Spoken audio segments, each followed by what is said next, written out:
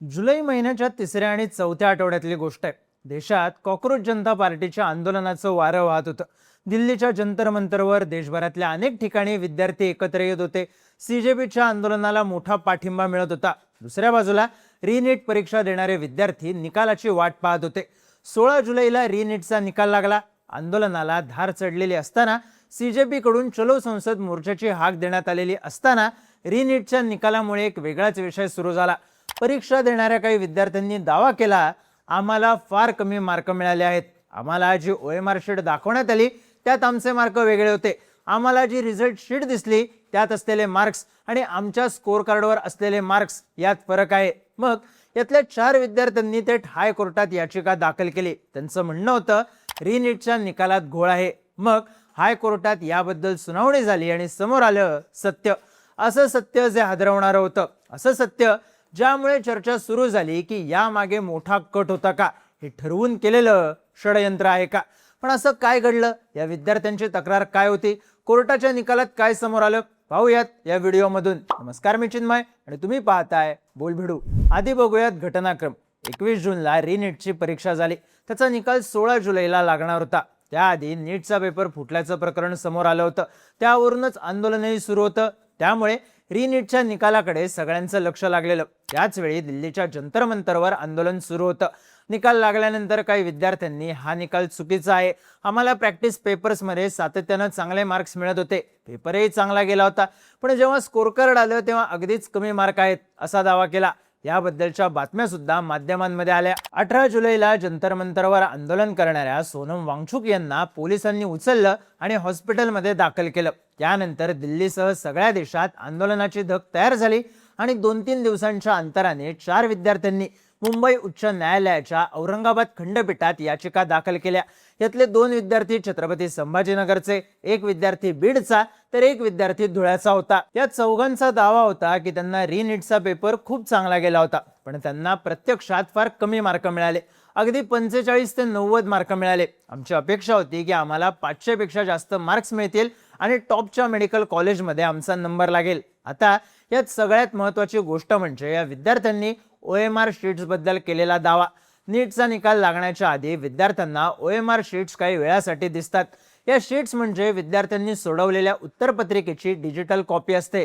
विद्यार्थी ही माझीच OMR sheet आहे कन्फर्म करतात आणि त्यानंतर रिझल्ट सोबतच ही ओएमआर शीट सुद्धा ईमेलवर मिळते. विद्यार्थ्यांचा आरोप होता, आम्हाला जी ओएमआर शीट दाखवली त्यावरून आम्हाला 510 ते 560 असे चांगले मार्क मिळत आहेत, पण जेव्हा आमची उत्तरपत्रिका आली, स्कोर आला तर अगदीच कमी मार्क्स होते. आम्हाला दाखवण्यात आलेल्या ओएमआर शीट्स आणि मिळालेल्या उत्तरपत्रिका या वेगवेगळ्या आहेत.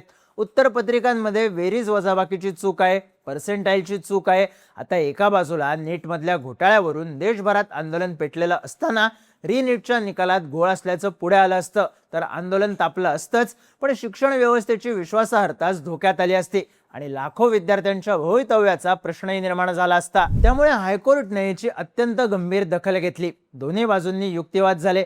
यात नॅशनल टेस्टिंग एजन्सी अर्थात एनटीएच्या ॲडव्होकेट पॅनलमधल्या काही वकिलांनी युक्तिवाद केला. हायकोर्टाच्या निदर्शनास ही गोष्ट आणून देण्यात आली की नॅशनल इन्फॉर्मेटिक्स सेंटर या ओएमआर शीट स्कॅन करतं.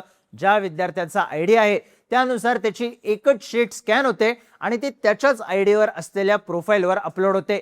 यात कुठेही मानवी हस्तक्षेप नसतो. त्यामुळे चुकीची किंवा दुसऱ्याच कोणाची ओएमआर शीट फ्लॅश होण्याची शक्यता नाहीच जमाय. पण विद्यार्थ्यांच्या भवितव्याचा प्रश्न असल्याने हायकोर्टाने एनटीएला या विद्यार्थ्यांच्या मूळ उत्तरपत्रिका सादर करण्याचे आदेश दिले. त्यानुसार एनटीएचे डेप्युटी डायरेक्टर दिल्लीवरून या उत्तरपत्रिका एका सीलबंद पाकिटात घेऊन न्यायालयात आले. कोर्टासमोर या उत्तरपत्रिका सादर करण्यात आल्या. स्वतः न्यायाधीशांनी हे सीलबंद पाकिट फोडलं. मग या मूळ उत्तरपत्रिका आणि विद्यार्थ्यांना निकालात मिळालेले मार्क या गोष्टी जुळत होत्या. म्हणजेच विद्यार्थ्यांचा दावा फोल ठरत होता. मग कोर्टाने या मूळ उत्तरपत्रिका याचिकाकर्ते विद्यार्थी, त्यांचे पालक आणि वकील यांना हाताळण्यासाठी दिल्या. तेव्हा त्यांनीही या उत्तरपत्रिका आमच्याच आहेत हे कोर्टासमोर सांगितलं, कारण त्यावर विद्यार्थ्यांची सही होती, अंगठा होता, पर्यवेक्षकाची सही होती आणि वेळ सुद्धा होती.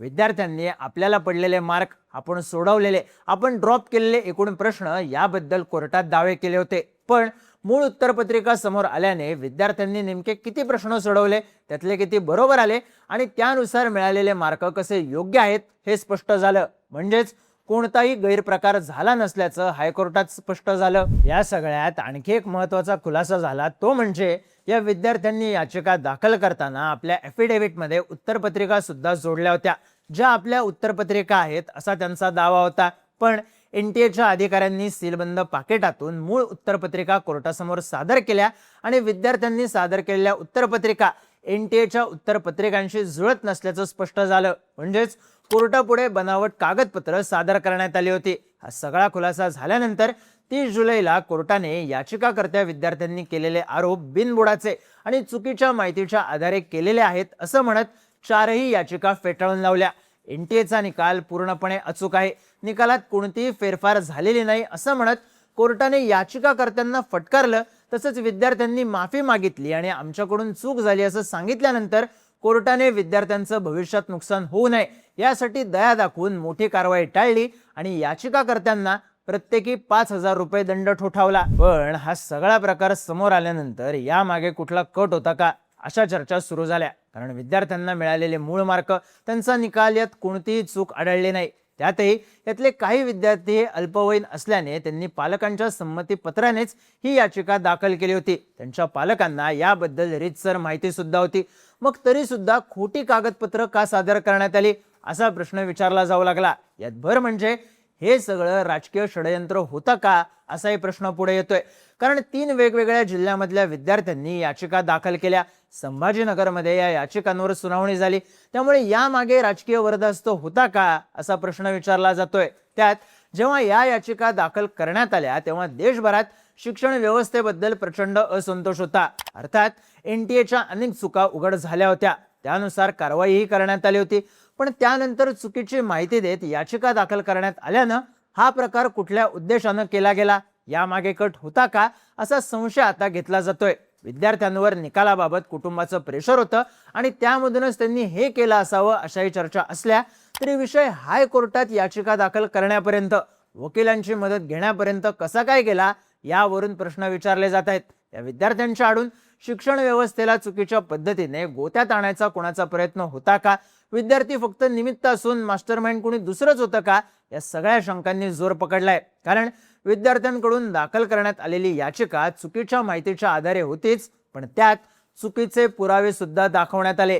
पण हायकोर्टाने गंभीरपणे घेतलेली दखल, NTA बाजूने करण्यात आलेला अचूक युक्तिवाद या सगळ्याचा परिणाम दिसला आणि एक मोठा कट उधळला गेला अशी चर्चा या घटनेमुळे सुरू झाली आहे. खोटी कागदपत्र, चुकीचे दावे आणि हायकोर्टाचा निर्णय याबद्दल तुम्हाला काय वाटतं? तुमची मतं आणि प्रतिक्रिया कमेंट करून नक्की सांगा आणि माहितीपूर्ण व्हिडिओज पाहण्यासाठी बोलबिडूच्या YouTube चॅनलला सबस्क्राईब करायला विसरू नका.